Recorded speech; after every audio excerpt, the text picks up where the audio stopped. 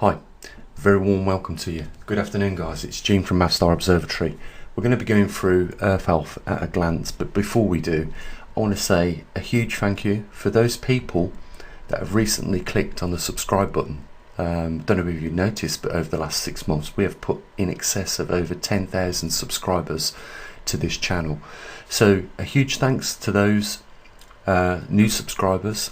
A huge thanks to those that are sharing the links and trying to encourage more people to come over and have a look at some real data from a real observatory that is really interested in informing the public truthfully about the events that are taking place on our Earth. Now remember guys, we are about a week away from being 9 months to that 40-degree mark where we could see the magnetic North Pole leave its strong field lines, which allows it to migrate very slowly and enter that boundary or cross that boundary into those weak field lines where it migrates much faster.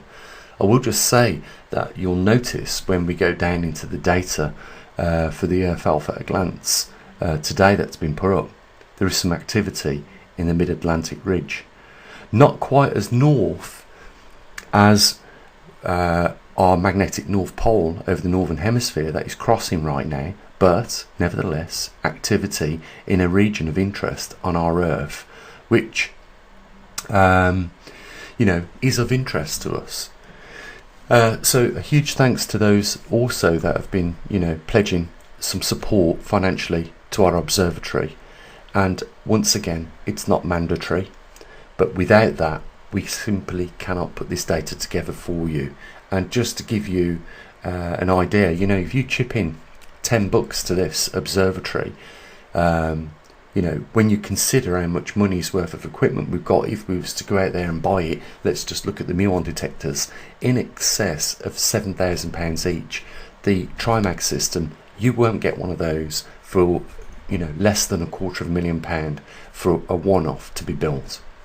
So we're very lucky that, for one, we have got some real dedicated supporters to this observatory, and it shouldn't be any other way because of how close we possibly are now to seeing some really uptake activity and progression with the migrating North Pole in as little as 9 months. But secondly,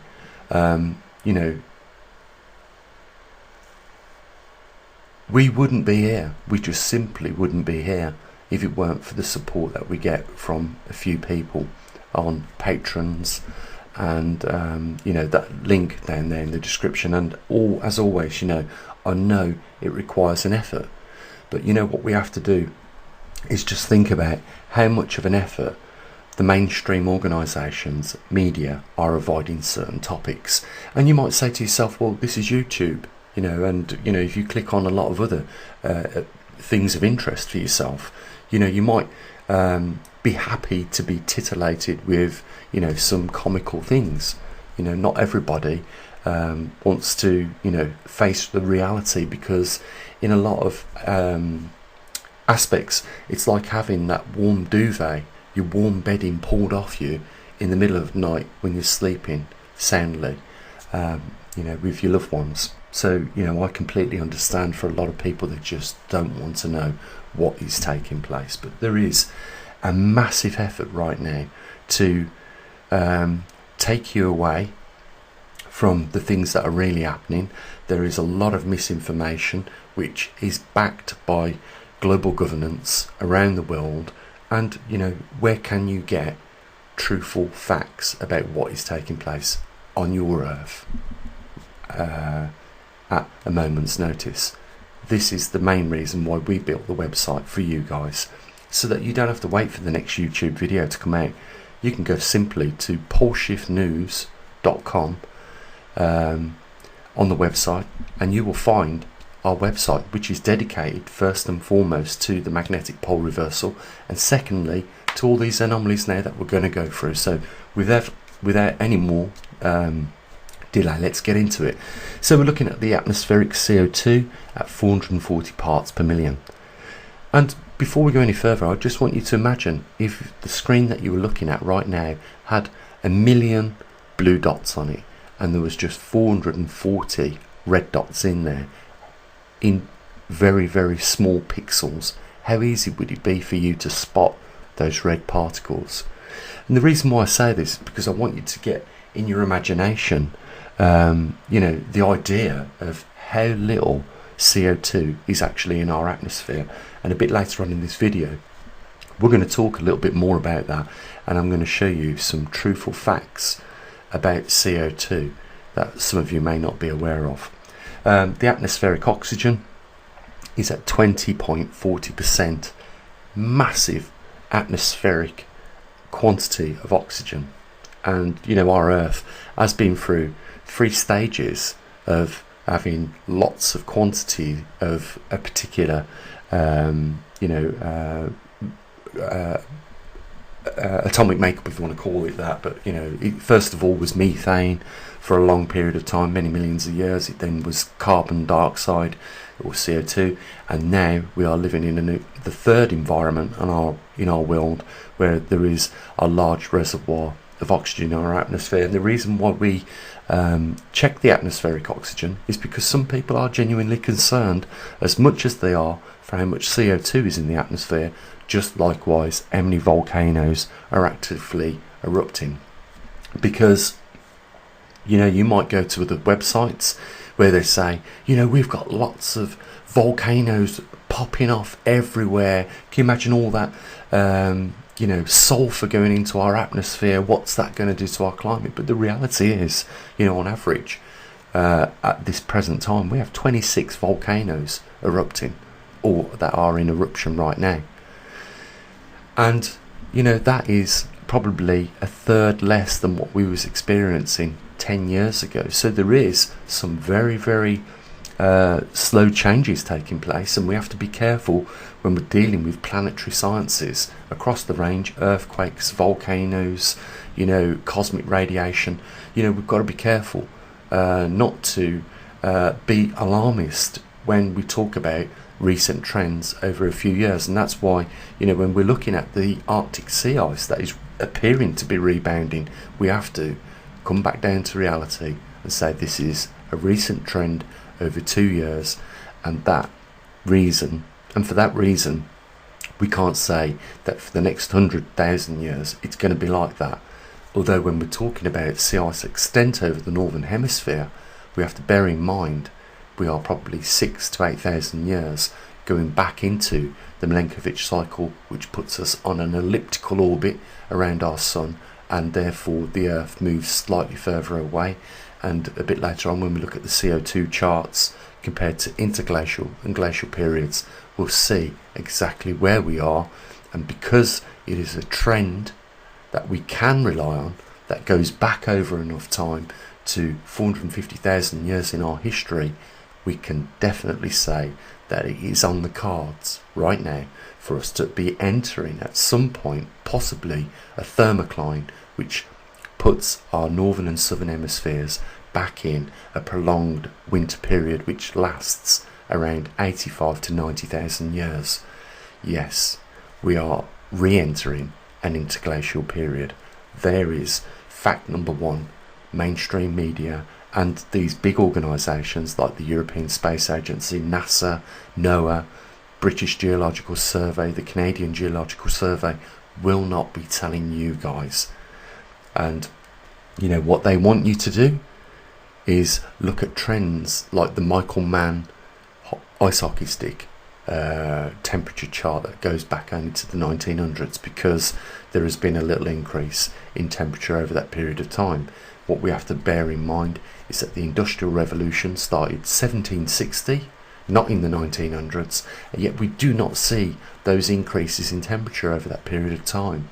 But where the truth really comes into all this is when we look at the CO2 chart, these interglacial and glacial periods, and when we look at that, we can see that over the 450,000 years prior to now, we've been in 4 previous interglacial periods, 4 previous glacial periods, and we are now at the end of an interglacial moving into a glacial.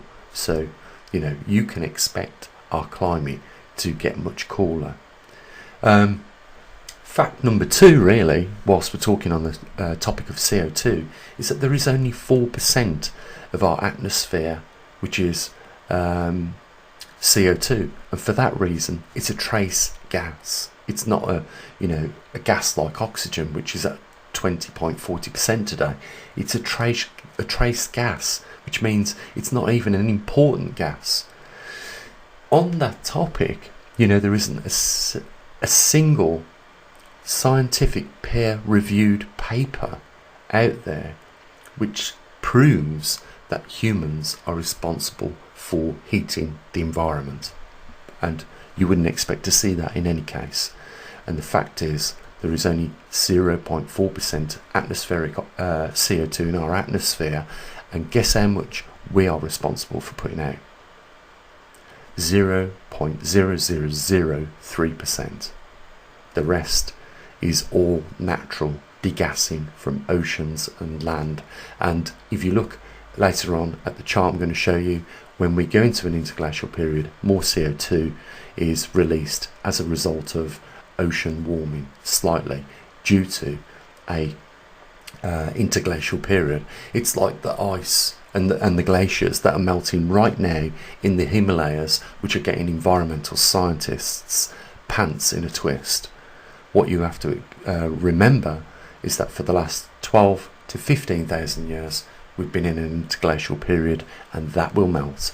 Our environment and our climate is balancing on very small numbers when it comes down to it, and the difference between an interglacial and a glacial period is only 6 degrees Celsius. So when that orbit expands into the elliptical orbit, the Milankovitch cycle, and we start to go deeper and further away from our sun during that period of 90,000 years, we're further away, therefore there's less radiance hitting our Earth, and therefore we cool down. And that is exactly what is taking place right now, and it is proven through the historical records of at least the last 450,000 years, and that is a figure you can take home to the bank, guys. So we've got the latest magnetic North Pole position there, which was done on the 17th of the month last month. We're going to do it again, as we always do, in this month, which is 10 days away. We've got the radiation background count, which is what we use, just an ordinary Geiger counter, which measures gamma, beta, and what's the other one? Gamma, beta, and X-rays. We have then the latest, largest earthquake measured within the last 24 hours. That's 5.5 over the northern mid-Atlantic ridge, as we mentioned earlier. Muons, which we have our own equipment. As I've said, if you used to try and buy these things, you'd be in the excess of £7,000 per unit. We've got one in Canada, one here in the UK, and one in Australia. And you can see here in the UK, the muons per square metre per hour are at 518. Over in Canada, they're at 814. Moving on to the sunspots, the reason why we're interested in that is because if we have a low solar output of sunspots, then it is an indication that the heliosphere is shrinking. Remember, for the last 3 previous solar cycles, the numbers have been in a gradual decline, almost an exponential decrease in that line for the last at least 35 years. And as a result of that, the heliosphere that the sun pushes out over our solar system, a protective shield similar to our magnetosphere on our Earth, is shrinking, and therefore allowing more cosmic radiation into our solar system. And of course that cosmic radiation will find its way into our primary shield, the upper atmosphere, which is protected by the magnetosphere. And we have already seen a 20% weakening of that magnetosphere, so more cosmic rays entering the upper atmosphere, creating seed platforms. As a result of that, the jet streams carry more water, And what we're seeing, and we'll have a quick glimpse at the jet streams a bit later on, but what you'll see is that over the last 30 years we have gradually saw more dislocation from the polar and subtropical jet streams over the northern and southern hemisphere, and now we are recently witnessing a new phenomena take place, which is interchange between the two subtropical regions over the northern and southern hemispheres going over the equatorial region. That's a new phenomena, again, that is not being mentioned by the mainstream organisations and especially media. Why is that? Why is that? It's probably because, you know, we are faced with a lot of corruption in our world. People are earning billions of pounds out of climate what's the word? Hysteria, for one word. It would be a good one. Alarmism is probably another word. You know, they're earning millions of pounds, not informing the general public. Let's just put it this way. They have managed to convince people and worry people that if they turn the key in their car with a combustion engine in, they will damage the environment. Now, I've got no issues with having a clearer environment in cities. You know, if we're going to push electric vehicles for that reason, it probably isn't a bad reason. I think you would agree with me. But if you're pushing electric vehicles because you're telling people that the environment is being damaged to the point where children in the future are going to be largely affected by climate change, then that's terrible. But this is exactly what they've managed to do. They've managed to convince, you know, middle class people that can afford £50,000 for an electric vehicle, that if they drive that electric vehicle, they will be protecting their planet from further climate change. There is no way on this earth that human beings can modify the climate with regards to how much CO2 we put out. Yes, the environment around cities, because of the CO2 that is produced through the internal combustion engine, will reduce some of those emissions around cities, but it will not have an impact whatsoever on the climate of our earth, because, you know, we put out so much small quantities when you think about how much of that 0.4% of the trace gas CO2 is actually emitted by natural processes. We want to give you the tools so that you can understand the facts clearly, based on honesty. You know, for a lot of these organisations, we're hated for it. You know what they've done recently, this year alone, to us on YouTube, through revealing the truth to the general public on these issues. Anyhow, moving on, we've got 4 spots on the solar disk on the sun's surface. The geomagnetic field is quiet and solar X-rays are normal. The jet streams are unstable, as we've mentioned, because of the amount of cosmic rays that are inbound, and that means we have a mean value of the magnetosphere strength of 50 microteslas. Guys, that's the Earth Alpha at a glance. Let's just have a look at some of those facts that we've talked about briefly before we end the video, and we'll let you get on to enjoy the rest of the day with your loved ones. So let's go and have a look at that CO2 chart that shows us the information going back over the last 450,000 years. So here we are with a quick overview of the last 450,000 years of interglacial and glacial periods. Bring your attention, if I can, to the temperature. Notice when the temperature rises after a glacial period, the CO2 follows. So this is a clear indication that CO2 is not causing, because if that was the case, CO2 would be following after, would be going up in quantities before temperature, but temperature goes up before CO2. So we know that temperature is what drives CO2. As we spoke before, the ocean degassing is increased by a slight increase in temperature. And if we just draw your attention to the right hand side of that chart, you can see that we're in an interglacial period. We have been for the last 12 to 15,000 years, moving into a glacial period on that Milankovitch cycle for the last 6 to 8,000 years, which means the trend, if we follow it over the last 450,000 years, suggests that we are definitely heading into a glacial period. Why is that important to you guys? Because right now, and during the last 12 to 15,000 years, the Earth's put on more souls on this planet. There is more human beings on this planet in that period of time. They've been allowed to thrive in the warmer climates, which has allowed, fertile land to become unlocked by glaciers and ice and be used for agriculture. But when that goes back into a glacial period, it is reclaimed by those glacial and snowfalls over the northern and southern hemispheres, shutting down the agricultural productive lands. Guys, over the last 20 years, we've been watching European farmers in with their vineyards, their fruit trees, their orchards, lighting fires to stop the blossom freezing on them. Because if that freezes, there is no production for that year.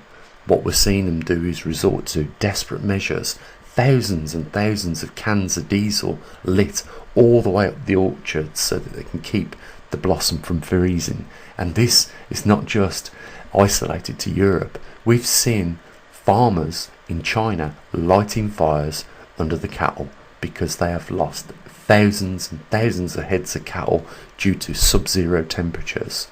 It's exactly what we should be expecting moving back into a glacial period.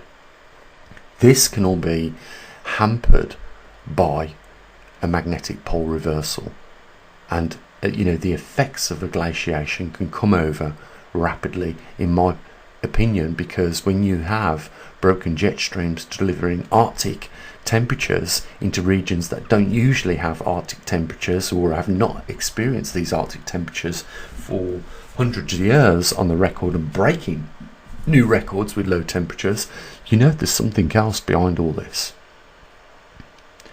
So, we are being hit with a couple of problems that we should be concerning ourselves with, and for that reason, I say, get yourselves prepared.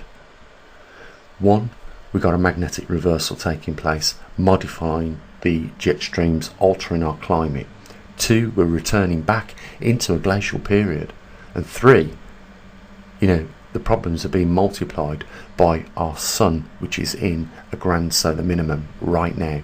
All three of these will reduce the agricultural production on our planet, and human beings, being very stupid people, we have just took it upon ourselves, or at least Vladimir Putin in Russia has took it upon himself to attack a country which supplies 20% of the world's grain. What we're going to see as a result of these unbelievable actions is people starving in Africa because that grain can't get out of Ukraine right now because of the blockades. We live in peculiar times where human beings do have the ability to think logically, yet sadly, we are faced with not only the mountain of problems that Mother Nature herself is throwing up due to these recurring cycles, but the inability for us to work side by side next to each other and appreciate what we really do have, which is highly appreciated by me, because I do not take for granted the fact that our Earth rotates and gives us, on a good day, an amount of sun, and on and a good amount of darkness, so that things can rest. But it gives us a protective shield whilst we're travelling 70,000 miles an hour on an orbit around the sun. We are not frying to bits. That's our magnetosphere, which is currently weakening right now, that is protecting us, because the sun's radiation would otherwise do what it did to Mars. It would strip off the upper atmosphere, leaving the water on our planet exposed to the same fate. And that is what we've seen has happened to Mars when it lost its magnetosphere. And that's why, I do, raise my eyebrows when I see, a third reduction in the volcanic activity on our planet, because, it makes me wonder, are these the early signs of a planet which is about to lose its magnetosphere? Especially when we add in the fact that, our Earth has gone 500,000 years overdue a magnetic reversal, when previous it was going every 300 to 350,000 years for a reversal. What's slowed down the core of our planet to wait an extra 500,000 years to this present time where we're at right now before it decided to go for a reversal? I think sometimes you can gather with the enthusiasm in the topic that I talk about, the magnetic pole reversal, that these are very rare anomalies, and we take it for granted that we're going through it right now. Right now, our planet is going through a magnetic reversal. Right now, our solar system is experiencing a weakened heliosphere. Right now, we are returning back into a glacial period. When you think about these things, I know it's hard for a lot of people not to comprehend them, because only by luck you've avoided these very things knocking on your front door. Guys, only by luck at this point have you avoided them, because we have seen people like you guys, like myself, experience the forces of nature destroy our homes because of the increased presence of cosmic rays in our upper atmosphere, modifying those jet streams, which has delivered flash floods overnight, 3 months of rain in an hour, causing houses to be washed away, an increase in tornadoes, an increase in hurricanes, destroying people's property, even in these Western technological countries that we live in right now. These things are happening. We saw last year Texas have a snowstorm that knocked the grid out for over 50 million people. We've seen people be displaced in China, India, Pakistan through floods. We've also seen on the other extreme droughts creating crop losses. We're seeing the Sahara deserts move now because of the wind patterns changing, just filling over towns and villages, and they're disappearing. The tree tops are at the top of the sand dunes, which is an indication of movement of winds. Millions and millions of people have these things on their front door this very moment. It's just by luck we here haven't yet. And that's why I say a little bit of preparation. We cannot change the course and force of nature on this earth, but what we can do is slowly adapt to it. This is what we are going to be faced with in the not too distant future, and this is what the mainstream organisations do not want to tell you. They don't want to tell you that the city where you've bought a house right now and invested all your life's work in is not going to be sustainable for perhaps many more generations, perhaps even your generation, because it is affecting people, as I say time and time again, right now. It's affecting them right now. People have lost their homes, lost all their life's work right now.